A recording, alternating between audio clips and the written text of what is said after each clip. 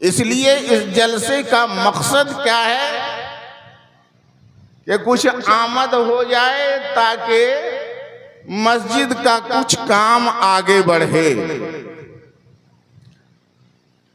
आप सब ने मस्जिद की तामीर में हिस्सा लिया है और यहाँ के अवाम ने ही मिल करके इस मस्जिद की तामीर की है और अब तक इसके इखराजात आप सब ही उठा रहे हैं। अल्हम्दुलिल्लाह, मस्जिद की खिदमत कोई मामूली बात नहीं है, बहुत बड़ी बात है।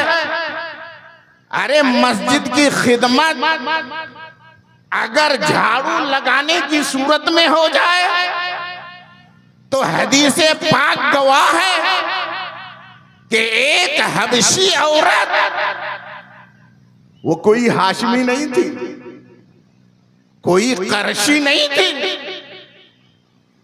वो हबशी औरत मस्जिद में झाड़ू लगाया करती थी। मस्जिद से तिनके वगैरह बटोर करके वो बाहर डाल दिया करती थी, सफाई का काम करती थी। उस हबशी औरत का इंतकाल हो गया। रसूल पाक सल्लल्लाहु तआला अलैहि वसल्लम मदीने में मौजूद नहीं थे। सहाबाए किराम ने ये सोचा ये हबशी औरत है, इसका कोई वारिस नहीं है, ये लावारिस है, चलो इसको दफना दिया जाए, नमाज़े जनाजा अदा कर ली जाए। उन्होंने रसूल पाक सल्लल्लाहु तआला अलैहि वसल्लम का इंतजार नहीं किया। जनाजा जल्द अदा करने का हुक्म है। उन्होंने जनाजे की नमाज पढ़ ली, दफना दिया। रसूल कायनात तशरीफ लाए, तलाश किया वो हबशी औरत कहाँ है, वो नजर नहीं आ रही है, कहाँ है। सहाबाए किराम ने अर्ज किया, या रसूल अल्लाह, उसका इंतकाल हो गया था, आप मौजूद नहीं थे, हमने उनकी नमाजे जनाजा पढ़ ली और दफन कर दिया। मेरे दोस्तों, जरा आप सोचो, वो एक आम औरत थी, हबशी औरत थी। रसूल कायनात सल्लल्लाहु तआला अलैहि वसल्लम ने नाराजगी का इजहार फरमाया, तुमने हमें इत्तला क्यों नहीं दी, तुमने हमें बताया क्यों नहीं, चलो मुझे दिखाओ उसकी कब्र कहाँ। आगे आगे सहाबाए किराम जा रहे हैं, साथ साथ रसूल पाक सल्लल्लाहु तआला अलैहि वसल्लम तशरीफ ले जा रहे हैं, वो रास्ता दिखा रहे हैं। आकाए कायनात पहुंचते हैं कब्रिस्तान में। उन्होंने कहा, या रसूल अल्लाह, ये है उस हबशी औरत की कब्र। उसकी कब्र के पास रसूल कायनात सल्लल्लाहु तआला अलैहि वसल्लम खड़े हो जाते हैं और दुआए मग़फ़िरत फरमाते हैं। इमाम शाफ़िई ने इससे ये दलील ली है कि अगर मैयत की तदफीन हो जाए तो दफन करने के बाद भी उसकी नमाज जनाजा पढ़ी जा सकती है। हम कहते हैं ठीक है, यहाँ ये तावील की जा सकती है, उस औरत का कोई वारिस नहीं था, उसका कोई वली नहीं था, और वली अगर नमाजे जनाजा में मौजूद ना हो तो तदफीन के बाद भी जब तक लाश ना फूले फटे उस वक्त तक वली को ये इख्तियार होता है कि वो नमाजे जनाजा दोबारा अदा करे। रसूल कायनात सल्लल्लाहु तआला अलैहि वसल्लम ने नमाजे जनाजा अदा फरमाई, दुआए मग़फ़िरत फरमाई। वजह क्या है, बोलिए क्या सबब था? वो औरत मस्जिद की खिदमत किया करती थी, मस्जिद में झाड़ू दिया करती थी। तो जब मस्जिद में झाड़ू देने की ये फजीलत के मुस्तफा खुद उनके लिए दुआए मग़फ़िरत फरमाए आप जरा सोचो मस्जिद बनाने वाले की क्या शान होगी, मस्जिद तामीर करने वाले की क्या शान होगी। इसीलिए तो आका ने बशारत सुनाई है, खुशखबरी सुनाई है, मम बना लिल्लाही बैतन बनल्लाहु लहू बैतन फिल जन्ना। जिसने अल्लाह के लिए घर, अल्लाह का घर तामीर किया, मस्जिद तामीर की, एक रिवायत के मुताबिक मस्जिदन लिल्लाह, अल्लाह के लिए मस्जिद तामीर की, बनल्लाहु लहू बैतन फिल जन्ना, अल्लाह ताला उसके लिए जन्नत में महल तामीर फरमाएगा। ये फजीलत है मेरे दोस्तों और बुजुर्गों। और सबसे बड़ी फजीलत तो ये है, अपनी किस्मत पे नाज करो। हमारे ईमान की गवाही किसी और ने नहीं, मस्जिद हमने बनाई, अमल इतना बड़ा किया। ये अमल अगर मकबूल हो गया, रब की रिजा के लिए हमने मस्जिद बनाई, उसमें इबादत की और मस्जिद को हमने इबादत से आबाद किया, तो वो रब तबारक व तआला की रहमत पे कुर्बान जाओ। रब फरमाता है जो मस्जिद तामीर करते हैं वो ईमान वाले हैं। मन आमना बिल्लाह इन्नमा यअमुरु मसाजिद अल्लाह, मन आमना बिल्लाह, जो अल्लाह पर ईमान रखने वाले हैं वही लोग मस्जिद बनाते हैं। पता क्या चला, मस्जिद बनाने वाले ईमान वाले होते हैं। ये ईमान की गवाही रब ने दी है मेरे दोस्तों और बुजुर्गों।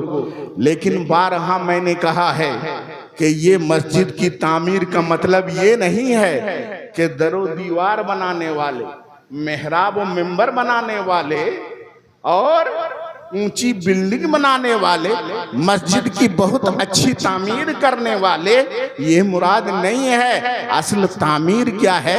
तामीर अरबी जबान का शब्द है। तामीर का माना है आबाद करना। तामीर का मतलब है आबाद करना। तो मस्जिद की असल तामीर ये है कि मस्जिद को सजदों से आबाद किया जाए, इबादतों से आबाद किया जाए, अल्लाह के जिक्र से आबाद किया जाए। ऐसा नहीं मस्जिद बहुत आलीशान बना ली और इबादत से खाली, उसमें नमाजी नहीं है, नमाज पढ़ने वाले नहीं हैं, आलीशान मस्जिद बनाई तो इससे कोई फायदा होने वाला नहीं है। उल्टे ये क्या होगा, मस्जिद तुम्हारे खिलाफ गवाही देगी, मस्जिद तुम्हारे खिलाफ रब की बारगाह में गवाही देगी। मौला तेरे इन बंदों ने मुझे बनाया जरूर था लेकिन आबाद नहीं किया था, वीरान करके रखा था। ये तुम्हारे खिलाफ ये हुज्जत बन जाएगी, यही मस्जिद तुम्हारे खिलाफ गवाही देगी। इसलिए असल तामीर ये है मस्जिद की कि मस्जिद को जिक्रुल्लाह से आबाद करो, अल्लाह की इबादत से आबाद करो। मस्जिद को आबाद करना इबादतों से, यही असल में मस्जिद की तामीर है। और अगर आप ताउन करते हैं, ये ताउन भी जाए नहीं जाएगा, ये बर्बाद नहीं होगा। तामीर इसकी भी फजीलत है, वरना एक हदीस में ये क्यों कहा जाता कि जिस शख्स ने एक चिड़िए के घोंसले के बराबर मस्जिद बनाई, सोचिए आप, तो क्या चिड़िए के घोंसले के बराबर मस्जिद हो सकती है? लेकिन अल्लाह के नबी ने फरमाया कि चिड़िए के घोंसले के बराबर किसी ने मस्जिद बनाई तो उसके लिए भी जन्नत। इसका मतलब क्या? अगर इतना पैसा लगाया मस्जिद की तामीर में कि उस पैसे से अगर कोई एक घोंसले के बराबर कोई काम हो सकता है, एक दो ईंटें खरीदी जा सकती हैं, इतना अगर काम हो सकता है मस्जिद का, किसी ने इतना ही पैसा अगर दिया है तो उसके लिए भी रब तबारक व तआला ने जन्नत का वादा फरमाया है। बात समझ में आ रही है ना? तो अगर आपके पास 5,000 10,000 नहीं है देने के लिए, आप गरीब हैं, आपके पास ज्यादा पैसा नहीं है, आप अल्लाह के नबी की उस हदीस की और उस बशारत के तो मुस्तहिक हो जाइए कि प्यारे नबी ने फरमाया कि जिसने चिड़िए के घोंसले के बराबर मस्जिद बनाई तो उसके लिए भी अल्लाह तबारक व तआला जन्नत में महल बनाएगा। तो बस आपसे आखिरी गुजारिश ये है कि अब वाज का वक्त नहीं है, तकरीर का वक्त नहीं है, बहुत ही मुख्तसर सा वक्त बचा हुआ है। इस वक्त में आइए, जो लोग बच गए हैं, निचोड़ के तो ले लिया गया है, मैं समझता हूं 3 बजे तक आपको निचोड़ा ही गया है ना, पूरा पेड़ के निकाल लिया है। थोड़ा बहुत जो कुछ भी तेल बच गया है, और मैं समझता हूं इसमें बहुत से अभी ऐसे नौजवान हैं जो दमदार होंगे, अभी भी उनमें दम होगा। तो मैं ये चाहता हूं कि आइए, जितनी जल्दी हो सके आप हजरात कुछ दान मस्जिद के लिए और कर लें, कुछ ताउन मस्जिद को और पेश करें। जिसको भी जो कुछ भी देना है बस तेजी के साथ आइए और देते जाइए। और मेरी कुछ गुफ्तगू चंद मिनट की आप हजरात समाअत कर लें। मैंने आयत करीमा की तिलावत की है। अल्लाह तबारक व तआला फरमाता है, व अक़रिदुल्लाह क़र्दन हसना, तुम अल्लाह को अच्छा कर्ज दो, अल्लाह को अच्छा कर्ज दो। सुभान अल्लाह। देखिए इस बच्चे ने 100 रुपया दान किया है, मौला तबारक व तआला कबूल फरमाए।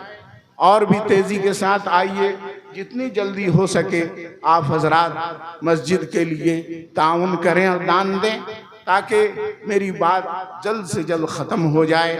आप हजरात एक मरतबा दुरूद पाक पढ़ लें। अल्लाहुम्मा सल्ली अला सय्यिदना मौलाना मुहम्मद व अला आले सय्यिदना व अला आले सय्यिदना मौलाना मुहम्मद। हज़रात गिरामी, तो अल्लाह क्या फरमा रहा है? तुम सब अल्लाह को अच्छा कर्ज दो, अल्लाह को कर्ज दो। अल्लाह कर्ज मांग रहा है ना, इस कुरान की आयत से तो यही समझ में आ रहा है। तो क्या अल्लाह ताला को कर्ज हम लोग दे सकते हैं? कोई अल्लाह को कर्ज दे सकता है, उधार दे सकता है? बोलो वे कर्ज का क्या मतलब? उधार है। अल्लाह फरमा रहा है अच्छा कर्ज दो, तो देना होगा ना। सुभान अल्लाह। हमारे विधायक जी ने, MT राजा साहब ने 20,786 हमारी मस्जिद के लिए दान किया है। हमारे विधायक जी ने हमारी हुसैनी जामे मस्जिद बनगांव के लिए अल्हम्दुलिल्लाह 20,786 रुपये का ताउन पेश किया है। मौला तबारक व तआला उन्हें शादो आबाद रखे। हजरात गिरामी, मैं अर्ज कर रहा था, अल्लाह फरमा रहा है अच्छा कर्ज दो। तो ये जो कर्ज है ना, कर्ज अरबी जबान का शब्द, कर्ज के माने होता है काटना, कर्ज के माने काटना। तो कर्ज का मतलब क्या है? अपने माल से कुछ काट करके, अपने माल से कुछ काट करके अल्लाह के रास्ते में दे देना, ये है कर्ज। अल्लाह को कर्ज देने का मतलब अल्लाह के दीन के लिए खर्च करो, अल्लाह को कर्ज देने का मतलब क्या है? मस्जिद के लिए खर्च करो। अल्लाह को कर्ज देने का मतलब मदरसे में दान करो। अल्लाह को कर्ज देने का मतलब गुरबा और फुकरा की मदद करो। अल्लाह को कर्ज देने का मतलब मोहताजों की मदद करो। अल्लाह को कर्ज देने का मतलब जो हक वाले हैं उन तक उनका हक पहुंचाओ। ये कर्ज है। और कर्ज इसे इसलिए कहा गया कि जब आप किसी को कर्ज देते हैं तो उसके जिम्मे वाजिब है, लाजिम है, जो आप देते हैं उसको वो वापस करे, उसको वो लौटाए। लेकिन मेरे दोस्त और बुजुर्गों, कुर्बान जाओ अल्लाह तबारक व तआला की राह में जब आप खर्च करते हैं, जब कोई माल आप अल्लाह के रास्ते में खर्च करते हैं, जब मस्जिद में कोई दान देते हैं, मदरसे में कोई ताउन करते हैं, कोई पैसा आप दीन के रास्ते में खर्च करते हैं, तो अल्लाह ताला सिर्फ उतना ही नहीं लौटाता, उतना ही वापस नहीं करता। अरे हमारा क्या दस्तूर है, हमारा क्या उसूल है, जो हम देते हैं उसी की तरह हम वापस लेते हैं, लौटाते हैं। लेकिन मेरे दोस्तों, अल्लाह तबारक व तआला की रहमत ये है कि अगर आप एक देते हो तो अल्लाह ताला ऐसा बढ़ा के देता है, ऐसा बढ़ा के देता है कि उसका वादा है कि कम से कम एक के बदले में हम 10 देंगे, और अगर रहमत हो जाए तो 700 गुना बढ़ा देंगे, और अगर और रहमत हो जाए तो उससे भी ज्यादा अता कर देंगे। अल्लाह ताला ने फरमाया ना, सुभान अल्लाह। जनाब ममरुद्दीन भाई ने 1000 रुपया मस्जिद के लिए ताउन किया है, दान दिया है। मौला तबारक व तआला उनके भी दान को कबूल फरमाए और उनके कारोबार में खैर व बरकत अता फरमाए, दीन और दुनिया की भलाई नसीब फरमाए। सबके लिए दुआ हो जाएगी इंशाअल्लाह तबारक व तआला। आप हजरात बस 10-15 मिनट के अंदर अंदर जो कुछ भी जिसको देना है आकर के टेबल पे दे दें, ताकि बात भी ख़त्म हो और काम भी मुकम्मल हो जाए। हजरात गिरामी, तो मेरे दोस्तों और बुजुर्गों, मैं ये अर्ज कर रहा था कि अल्लाह तबारक व तआला का करम है, एक खर्च करो तो 10 अल्लाह अता फरमाता है, 10 नेकियां मिलती हैं। अल्लाह फरमाता है वयुदाइफ लहू अज़आफ़न मुज़ाअफ़ा, और अल्लाह ताला खर्च करने वाले को गुना गुना अता फरमाता है, कई गुना देता है। लेकिन क्या देगा? अगर आपने 1 रुपया खर्च किया, ऐसा नहीं है कि वो 10 रुपया मिलेगा। 1 रुपया खर्च किया, एक नेकी है, उसके बदले में अल्लाह ताला आपके नामा या आमाल में 10 नेकियां लिख देगा। 10 नेकियां मिलेंगी और 10 से लेकर 700 गुना तक।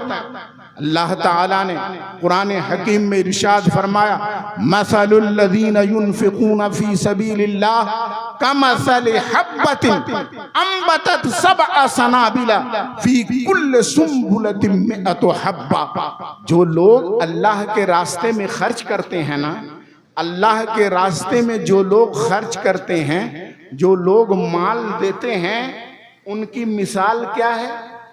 अल्लाह फरमाता है कमसल हब्बतिन, ये उस दाने की तरह, एक दाना है गेहूं का दाना, आपने जमीन के अंदर उसे डाल दिया, उस एक गेहूं के दाने से बोलिए पौधा निकला, पौधा निकला। अल्लाह फरमाता है एक दाना है, उससे पौधा निकला। अंबतत सबअ सनाबिला, उस एक दाने ने 7 बालियां निकाली, 7 बालियां निकाली।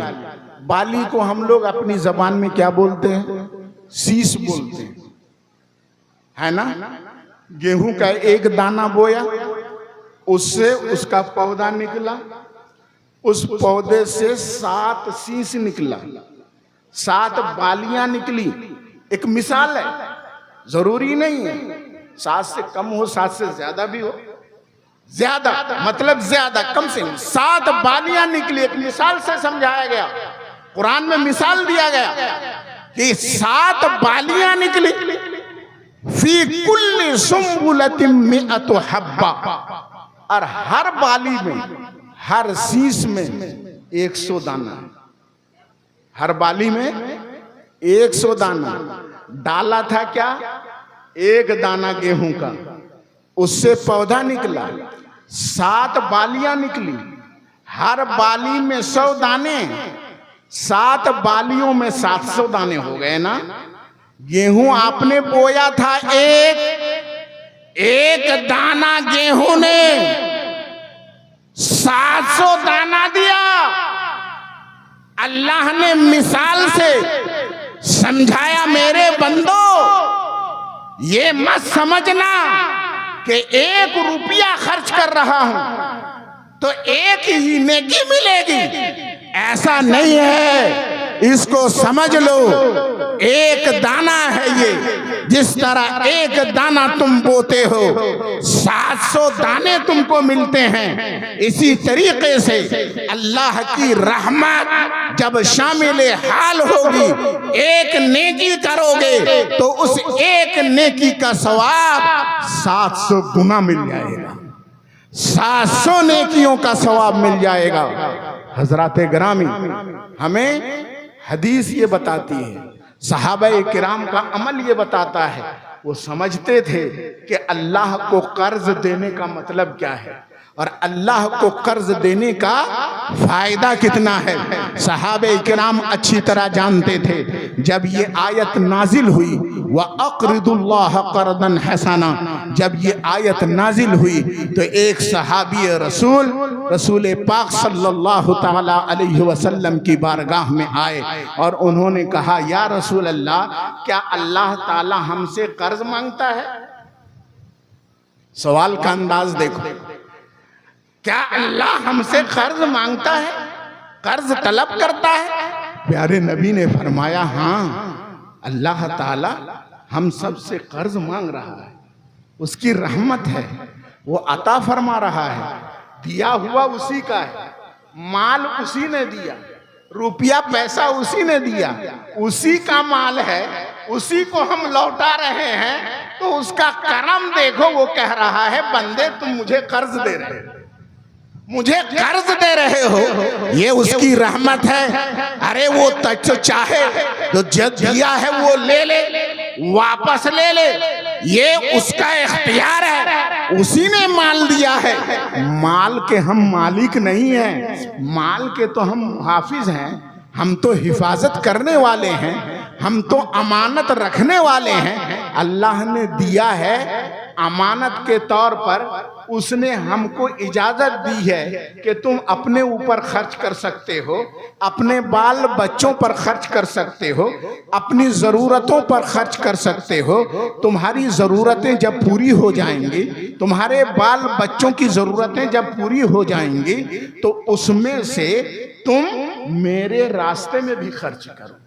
उसमें से जो इसका हक है माल का, वो हक अदा करो, ज़कात अदा करो, सदक़े फित्र वाजिब है वो अदा करो, हज अगर तुम पर फर्ज हो गया है वो अदा करो, माल का हक अदा करो। तो ये माल जो हमारे पास है, ये माल अल्लाह की अमानत है, इस माल के हम मालिक नहीं हैं। मेरे दोस्तों, यकीन रखो, अगर बंदे के दिलो दिमाग में ये ख्याल बस जाए, ये नजरिया रच बस जाए कि जो कुछ भी हमें मिला है, जो भी दौलत हमें मिली है, जो भी माल हमारे पास है, इस माल के हम हकीकी मालिक नहीं हैं, इसके हम अमीन हैं, इसके हम अमानतदार हैं।